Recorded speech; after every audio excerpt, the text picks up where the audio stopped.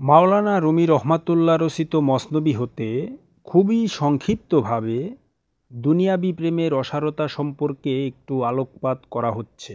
রুমি রহমাতুল্লাহ ওনার মসনবীতে স্পষ্ট ভাষায় বলেছেন, যেই প্রেম শুধু রং রূপের ভিত্তিতে হয়, বস্তুত তা প্রেম নামের যোগ্য নয়, কারণ তার পরিণাম লজ্জা ও অনুতাপ, অর্থাৎ রূপ লাবণ্যের উপর প্রেমে পড়ে নিজের জানমাল এমনকি সর্বস্ব খোয়াবার পর রূপ লাবণ্যর পরিবর্তনে যখন প্রেমে ভাটা লেগে যাবে এবং সুবুদ্ধি ফিরে আসবে, তখন লজ্জিত এবং অনুতপ্ত হওয়া ছাড়া কোনো গত্যন্তর নেই।